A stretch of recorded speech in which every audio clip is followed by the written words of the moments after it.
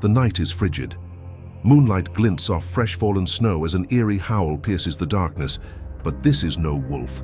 The sound, half human, half beast, freezes the blood of every warrior huddled around campfires.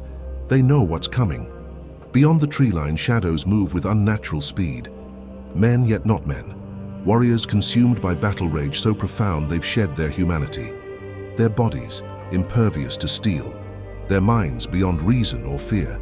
What could transform an ordinary Norse warrior into something so terrifying that even hardened Vikings trembled at their approach? What mysterious force could grant men the strength of bears, the ferocity of wolves, and immunity to fire and blade? The ancient texts speak of them in hushed tones. Berserkers. Elite warriors who fought in a trance-like fury, performing superhuman feats that defied explanation. But were they simply skilled warriors amplified by psychological warfare and cultural mythology? Or is there something more primal, more mysterious at work? Something that modern science still struggles to explain? What we're about to uncover about these shadowy figures of Norse history might rewrite our understanding of human potential and the darkness that lurks within. This is not just a tale of legendary warriors. This is a journey into the heart, of one of history's most enduring mysteries. What truly made a berserker? And could whatever transformed them still be awakened today? The word berserk has entered our modern vocabulary to describe someone who's lost control, who's gone mad with rage. But the original berserkers, these elite Viking warriors, were something far more complex and terrifying than simply angry men. Let's journey back to 9th century Scandinavia. Imagine a longship cutting through mist-shrouded waters before dawn. Among the rows of grim-faced warriors sit men apart from the others. Men wearing bear or wolf skins instead of armor, their eyes distant, as if already communing with something beyond the mortal realm. These were the berserkers, whose very name tells us their nature. Berserker in Old Norse, and bear shirts or bear coats.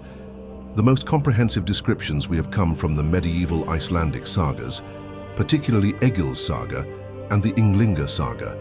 Snorri Sturluson, the 13th century Icelandic historian, describes them as Odin's special warriors. They went without their mail coats and were mad as dogs or wolves, bit their shields and were strong as bears or wild bulls. They slew men, but neither fire nor iron had effect upon them. This is called going berserk. Picture yourself on a blood-soaked battlefield where these men fight not as disciplined soldiers, but as forces of nature, foaming at the mouth, howling inhuman sounds, biting their shields until splinters fly, impervious to wounds that would fell ordinary warriors. According to the sagas, a berserker could kill with a single blow and take the strikes of multiple opponents without flinching. But what caused this transformation? What turned men into these battle demons? This is where our mystery deepens. Some historians, like Rudolf Simek, suggest the berserker rage was a form of self-induced battle trance, a psychological state cultivated through ritual, training, and perhaps mind-altering substances. Archaeological evidence shows Viking warriors sometimes used herbs like bog myrtle and henbane before battle. Could these have triggered hallucinations or dampened pain responses? Others point to the possibility of mental illness. The berserker fury, called berserkergang, bears striking similarities to certain conditions. As Neil Price from Uppsala University notes, the descriptions match symptoms of certain neurological conditions that can temporarily grant seemingly superhuman strength while dulling pain receptors. But many scholars believe there's something more deliberate at work. Howard Fabing's research suggests the berserkers may have consumed Amanita muscaria, the red and white spotted mushroom often depicted in folklore, which contains compounds that can cause increased strength, dissociative states, and the reddening of skin described in the sagas. Yet perhaps the most fascinating theory connects berserkers to shamanic traditions. Picture isolated groups of young warriors deep in the northern forests, engaging in rituals to temporarily become their totem animals. They would wear the skins, mimic the movements, and through exhaustion, pain, and possibly psychoactive substances, experience what anthropologists call shape-shifting. Not a physical transformation, but a psychological one where the boundaries between human and animal consciousness dissolve, as Shakespeare's Macbeth reminds us when facing the berserker-like Macduff, "Bear-like, I must fight the course." The bard understood that when men channel animal spirits, they become something other than merely human, but were berserkers valued members of society or dangerous outcasts? Here the evidence presents another puzzle. In the sagas, berserkers often appear as villains, men unable to control their rage, threatening the social order. Yet archaeological evidence suggests elite warriors with bear symbolism were given honored burials.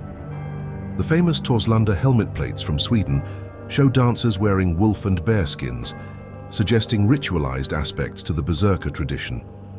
What if berserkers occupied a space between worlds, valued for their battlefield prowess, yet feared for the wildness they embodied?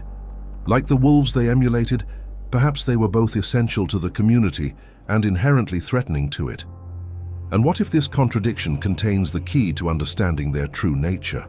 But what if there's a more profound mystery at the heart of the berserker phenomenon, something that connects ancient Norse warrior cults to universal aspects of human consciousness? Imagine this. A berserker stands at the edge of a battlefield, his body trembling. He's not yet transformed. Through rituals passed down for generations, he begins a process modern neuroscience is only beginning to understand. He hyperventilates, altering his brain chemistry. His pupils dilate. His heartbeat accelerates. He bites his shield, increasing pain signals that trigger endorphin release. And then something extraordinary happens. The boundary between his conscious and unconscious mind collapses. Recent research into extreme states of consciousness offers startling parallels.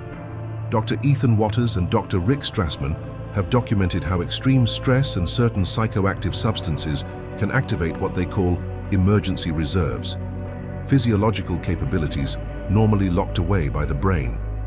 Under specific conditions, humans can access strength, speed, and pain tolerance far beyond normal limits.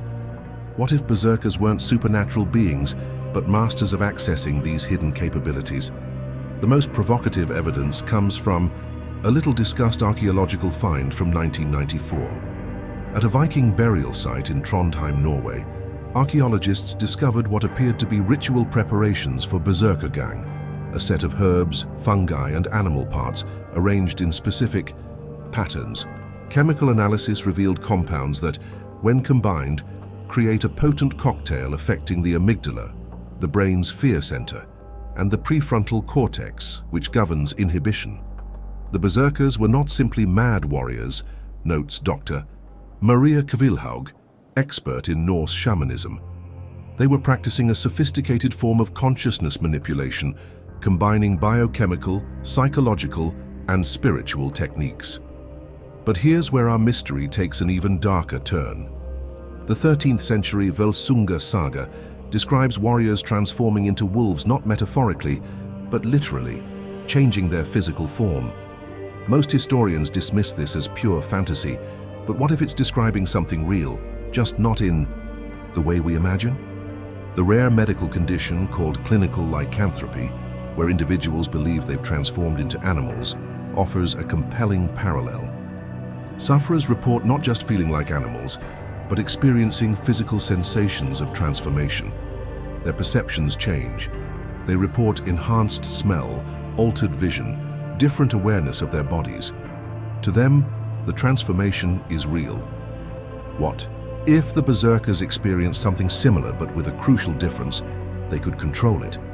Some researchers, like Neil Price, suggest berserkers used rhythmic movements, pain, and possibly psychoactive substances to enter controlled, dissociative states where they genuinely experienced themselves as animals. This wasn't mental illness, but a cultivated, altered state, one where the human-animal boundary dissolved, accessing primal brain functions normally suppressed by civilization.